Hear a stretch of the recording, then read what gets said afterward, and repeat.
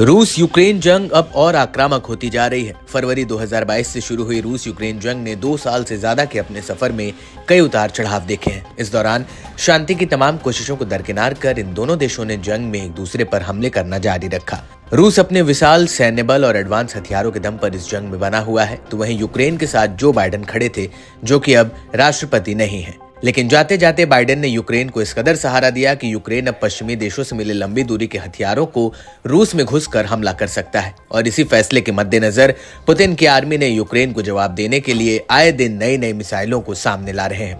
इससे ये बात साफ है कि यूक्रेन जितना भी हमला करे, रूस हर हमले का जवाब उसी अंदाज में देगा। अगस्त महीने में रूस ने अपने न्यूक्लियर प्लांट स्थित इलाके कुर्स्क में यूक्रेनी हमले की जानकारी दी थी और बताया था कि यूक्रेनी सेना ने यहाँ कब्जा जमा रही है। इसी कड़ी में रूस के कुर्स्क क्षेत्र में घुसी यूक्रेनी सेना को बड़ा झटका लगा है। कुर्स्क इलाके में यूक्रेनी कब्जे वाला 40% से अधिक क्षेत्र को रूस ने छीन लिया है। एक वरिष्ठ यूक्रेनी सैन्य सूत्र ने ये जानकारी दी है।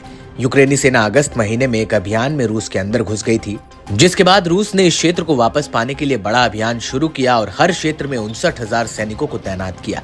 सूत्रों के मुताबिक यूक्रेनी सेना ने अगस्त में अभियान शुरू करने के बाद कुर्स्क में 1376 वर्ग किलोमीटर क्षेत्र पर कब्जा कर लिया था, लेकिन अब उनके पास लगभग 800 वर्ग किलोमीटर का ही क्षेत्र कब्जे में रह गया है। रूसी सेना के लगातार हमलों से कुर्स्क में ये संभव हो सका है, लेकिन फिलहाल इस मामले पर रूस की तरफ से कोई आधिकारिक पुष्टि नहीं की गई है और न ही यूक्रेन ने इस बात पर अभी कोई अपडेट दिया है। बता दें कि कुर्स्क में यूक्रेन का अभियान द्वितीय विश्व युद्ध के बाद किसी विदेशी सेना का रूस के अंदर पहला हमला था और इसने मॉस्को को हैरान कर दिया था।